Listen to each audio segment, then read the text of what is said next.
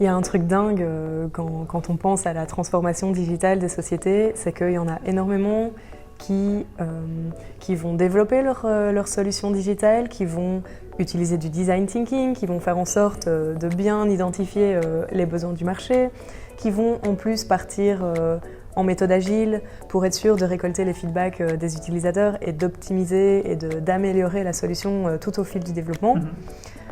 Ils vont arriver sur le marché avec une solution au top. Et puis, ils vont manquer toute une partie qui est ultra importante, qui est la partie communication. Ouais. C'est vrai ce que tu dis, entre autres la communication interne, la communication externe, parce que toutes les applications ne sont pas faites pour être utilisées par l'extérieur de l'entreprise. Ça peut être aussi ce qu'on appelle du B2E, donc pour les employés. Mais globalement, vendre une application, la vendre, la faire connaître à l'intérieur de l'entreprise ou à l'extérieur, c'est deux missions qui sont hyper importantes. Ouais. Tout à fait, je te rejoins absolument sur le sujet. Et quoi de mieux, enfin je ne sais pas si c'est aussi un constat que tu fais, mais globalement, si tu vas dans les transports en commun, que tu vas un peu dans la rue, etc., la première chose que tu vois, c'est que les gens ils sont comme ça sur leur smartphone. Alors on est OK avec ça, on n'est pas OK avec ça, c'est pas le sujet, c'est absolument pas le sujet. C'est un constat. C'est un constat, voilà. Et ce qui est dingue, c'est que si tu prends de grandes sociétés ou des entreprises moyennes qui ont l'habitude de faire de la publicité et de faire connaître leurs produits, leurs services au travers de la com, ils vont souvent considérer que la com traditionnelle, c'est la communication hyper sérieuse qu'on ne peut pas leur reprocher, et donc vont faire en sorte d'aller payer très cher finalement le fait d'exposer un poster parlant du service ou parlant de l'application. Voilà, sur les grands panneaux, dans les abris de bus, en distribuant des flyers. Exact. Finalement, ce flyer, ce que tu reçois, tu fais une belle petite boulette avec pour le jeter dans la première poubelle. C'est ça, oui. C'est pas non plus éco-friendly finalement. En plus. C'est pas éco-friendly, mais le truc qui est dingue, c'est que au final, tu as ce poster qui est au mur, où tu as la communication qui passe peut-être dans des abris de bus, etc. Et la première chose que font les gens, comme on l'a dit tout à l'heure, c'est... C'est ça. Donc il n'y a juste aucune chance que les personnes le voient. Si on veut joindre les personnes, c'est là-dessus. C'est sûr, c'est vraiment le canal de communication qui nous donne l'assurance d'atteindre les gens. Oui, tout à fait. Après, la question derrière, c'est de se dire, ok, effectivement, il y a plusieurs réseaux sociaux. Il y a Facebook, il y a LinkedIn, il y a Instagram, il y a Snapchat, il y a Twitter, il y a YouTube. YouTube, on peut vraiment le mettre dans la catégorie des réseaux sociaux. C'est le deuxième plus utilisé. Hein. Voilà. Le tout premier, c'est Facebook. On a YouTube qui suit. Et puis Instagram. Donc ça, c'est vraiment le top 3 des réseaux sociaux. Tout à fait. Et puis là, il faut absolument faire tomber les barrières parce que globalement, la plupart du temps, certains décideurs se mettent vraiment des barrières mentales en tête. Ils se disent, mon entreprise est une entreprise solide, une entreprise connue, et donc je ne vais pas aller sur YouTube avec ma communication, ou je ne vais pas aller mettre sur Instagram ce que je suis en train de faire, ou parler de mon service ou de mon produit. Non, je suis au-dessus de ça, quoi. Je vais aller payer une page dans un journal dédié, hyper cher, etc. Or, le papier, presque plus personne ne le lit. Non, finalement. c'est ça. C'est juste un leurre. C'est quelque chose qui a vécu, et on est maintenant dans une période de temps où on est sur du full digital et sur de la mobilité. C'est ça, oui, de la mobilité, ça c'est certain. Et chaque réseau a ses forces et ses faiblesses.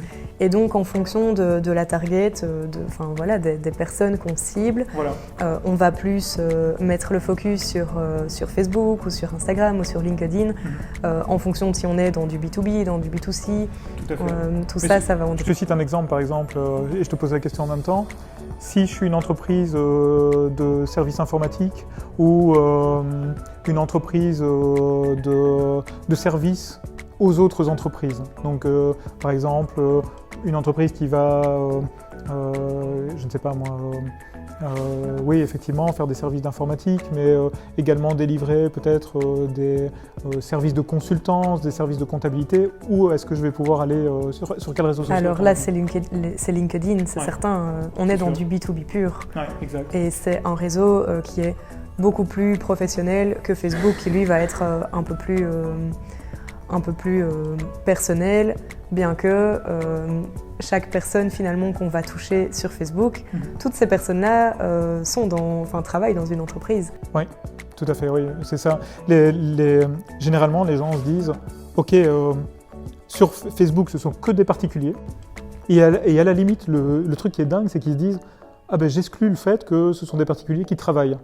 Donc finalement, visiblement, dans la tête des gens, s'ils prennent un peu de recul, les personnes qui considèrent ça considèrent finalement qu'il n'y a que des personnes qui sont sans travail, au chômage, sur Facebook. Et sur LinkedIn, c'est les personnes avec un travail. Exact. Donc c'est évidemment une segmentation qui n'existe pas. Non. Toutes les personnes qu'on va joindre sur Facebook, c'est aussi des professionnels. Par contre, derrière, le truc, c'est que les usages du réseau social, les codes du réseau social est différent d'un autre. Bien évidemment, si on va sur LinkedIn, on va poster des livres blancs, on va faire des articles, partager des choses qui ont à voir avec vraiment le business. Du côté de Facebook, ça va être plus tranché en fait. C'est sûr. Et la communication va être différente aussi. Peut-être que sur Instagram, on va utiliser un langage un peu plus familier, peut-être qu'on va utiliser des catchphrases en anglais, peut-être qu'on va tutoyer les gens, alors que sur LinkedIn, on va peut-être avoir une communication qui est plus professionnelle et un peu plus sérieuse, quoi. Voilà, donc c'est exactement la comparaison qu'on doit se faire, c'est de se dire finalement, quand on va en soirée, si je vais en soirée avec des potes dans une boîte de nuit, je vais plutôt être hyper friendly, etc. Ça va être Facebook et on va se parler très rapidement avec des codes qui vont être vraiment pas du smart dress, etc. C'est en fait, ça, va plutôt être du familier. Du casual, exactement. Par contre, quand je suis sur LinkedIn, c'est comme si j'allais dans un gala avec le costume un peu business, limite 3 pièces, etc. Oui, c'est sûr. Oui, c'est sûr. Donc pour résumer, finalement, la transformation digitale, c'est pas juste le développement de l'application, mais c'est aussi la communication sur l'application qui a été développée. Voilà, c'est certain. Voilà. C'est vraiment toute une partie, la communication qu'il faut absolument pas perdre de vue, quoi. Ouais, tout à fait. Donc n'hésitez pas à revenir vers nous et à échanger autour de la transformation digitale, mais aussi de la communication dans cette transformation digitale.